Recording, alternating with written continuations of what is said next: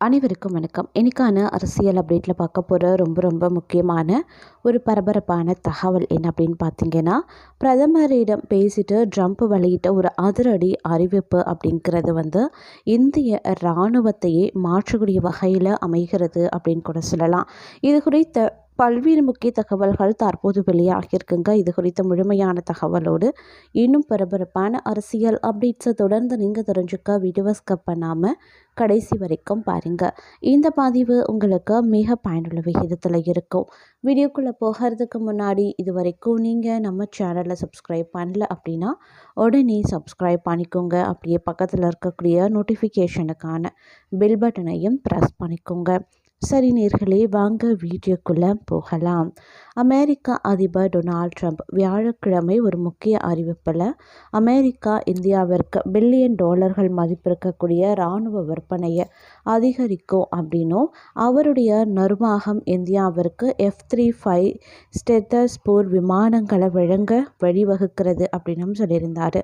இந்த ஆண்டு தொடங்கி இந்தியாவிற்கு பில்லியன் டாலர்கள் மதிப்பிருக்கக்கூடிய இராணுவ விற்பனையை அதிகரிப்போம், இந்தியாவிற்கு F-35 ஸ்டெத்தர்ஸ் போர் விமானங்களை வழங்கவும் வழிவகுக்கிறோம் அப்படின்னு பிரதமர் நரேந்திர மோடியுடனான இருதரப்பு பேச்சுவார்த்தைக்கு பிறகு நடந்த கூட்டு செய்தியாளர் கூட்டத்தில் ட்ரம்ப் சொல்லியிருந்தார்.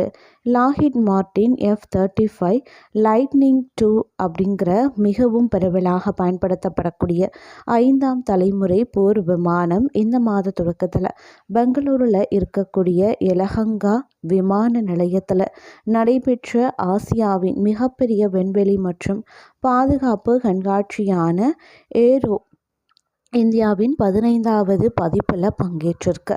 இந்த போர் விமானம் மேம்பட்ட ஸ்டெல்லஸ் இணையற்ற சூழ்நிலை விழிப்புணர்வு மற்றும் நெட்வொர்க் செய்யப்பட்ட போர் திறன்களை ஒருங்கிணைக்கிறது அப்படின்னும், முன்னதாக அமெரிக்க தேசிய பாதுகாப்பு ஆலோசகர் மைக்கேல் வால்டர்ஸ் பிரதமர் நரேந்திர மோடியை சந்தித்தும் இருந்திருக்காரு. இந்தியா அமெரிக்கா விரிவான உலகளாவிய மூலோபாய கூட்டாண்மையை மேலும் ஆழப்படுத்துவதற்கான வழிகள், முக்கிய தொழில்நுட்பங்கள், பாதுகாப்பு தொழில்துறை ஒத்துழைப்பு, அது மட்டும் இல்லாமல் சிவில் அணுசக்தி ஆகியவற்றில் கவனத்தை செலுத்தி சிறிய தொகுதி உலைகள் மற்றும் பயங்கரவாதத்தை எதிர்ப்பதில் கவனம் செலுத்தி விவாதிக்கப்பட்டிருக்குங்க. அவர்கள் பரஸ்பர நலன் சார்ந்த சர்வதேச மற்றும் பிராந்திய பிரச்சனைகள் குறித்தும் விவாதித்தும் இருக்காங்க.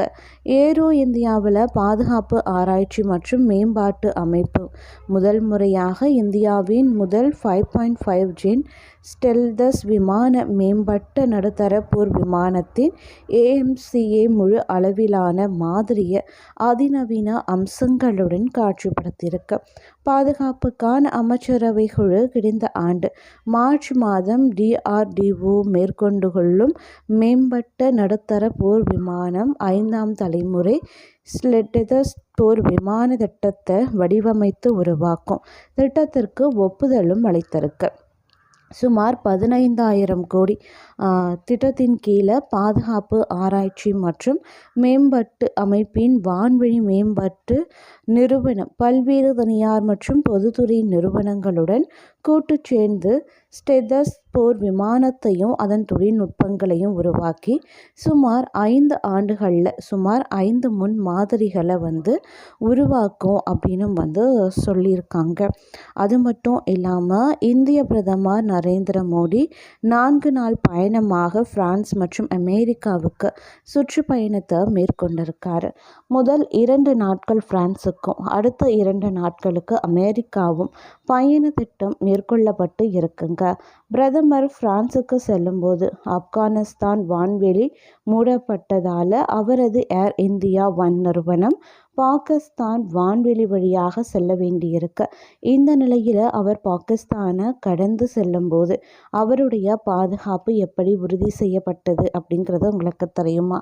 அதாவது இந்தியாவுக்கும் பாகிஸ்தானுக்கும் இடையில் பதற்றமான சூழல் நிலவக்கூடிய நிலையில் பிரதமர் மோடி பாகிஸ்தான் வான்வெளியை கடந்த பயணம் சென்றிருக்காரு.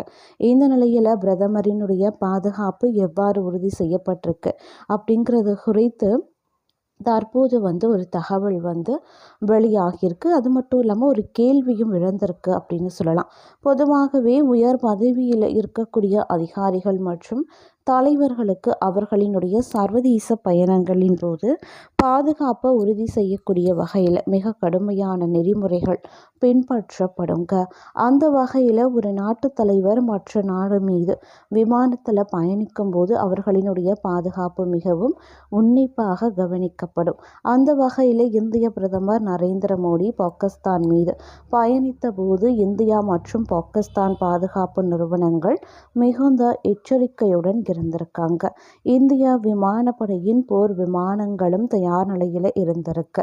பிரதமர் மோடியின் பாதுகாப்பிற்கு பொறுப்பான சிறப்பு பாதுகாப்பு குழு அவரினுடைய பாதுகாப்பை உறுதி செய்து வந்திருக்காங்க. அது இரு நாடுகளின் விமான போக்குவரத்து கட்டுப்பாடு மற்றும் கண்காணிப்பு அமைப்புகள் விமானத்தின் ஒவ்வொரு அசைவையும் கண்காணித்து வந்திருக்கு.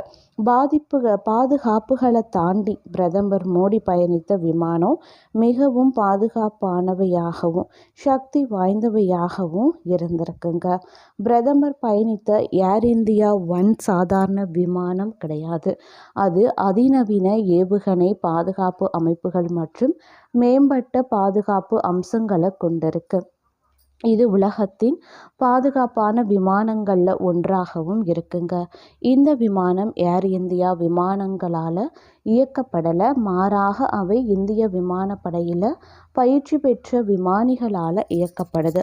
இதன் காரணமாக எந்தவித வான்வெளி தாக்குதலையும் எதிர்கொள்ள முடியும். தேவைப்பட்ட விமானம் மூலம் ஏவுகணை தாக்குதலாலையும் நடத்த முடியும் அப்படிங்கிறதும் குறிப்பிடத்தக்க ஒரு விஷயம் அப்படின்னு சொல்லலாங்க.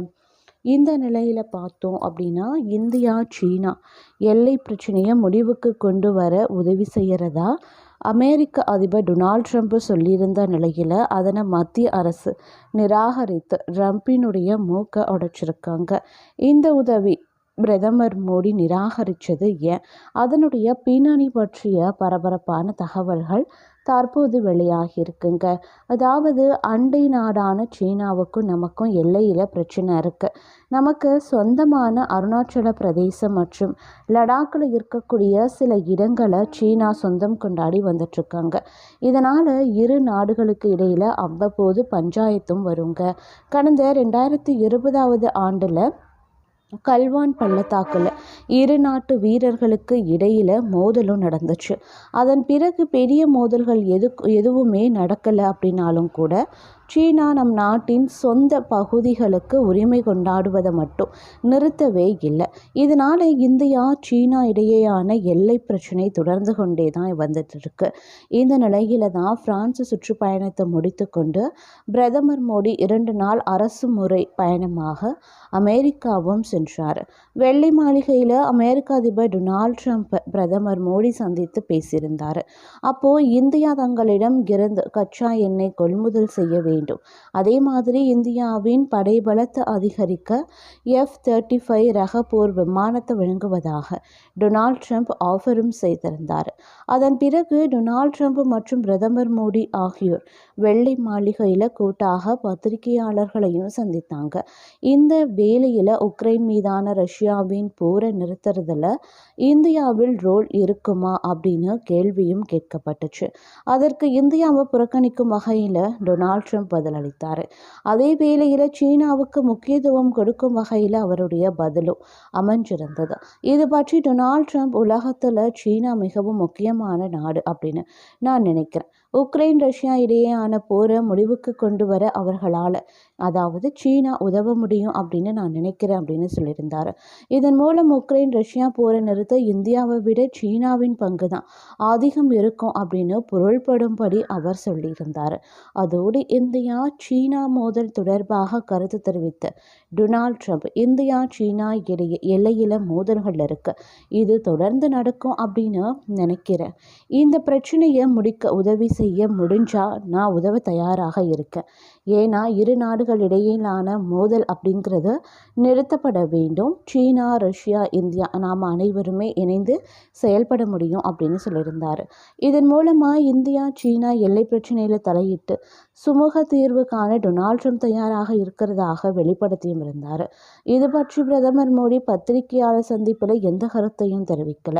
ஆனால் பத்திரிகையாளர் சந்திப்பு முடிஞ்சதுக்கு பிறகு நம் நாட்டின் வெளியுறவுத்துறை செயலாளர் விக்ரம் மிஸ்ரி அளித்த பேட்டியில், எங்களுடைய அண்டை நாடுகளுடன் எங்களுக்கு என்ன பிரச்சனைகள் இருந்தாலும் இந்த பிரச்சனைகளை கையாள்வதில் நாங்கள் எப்போதுமே இருதரப்பு பேச்சுவார்த்தையை கடைபிடித்து வந்துட்ருக்கோம். இதில் பிற நாட்டு தலைவர்கள் தலையிடுவதை விரும்பலை அப்படின்னும் சொல்லியும் இருக்காரு.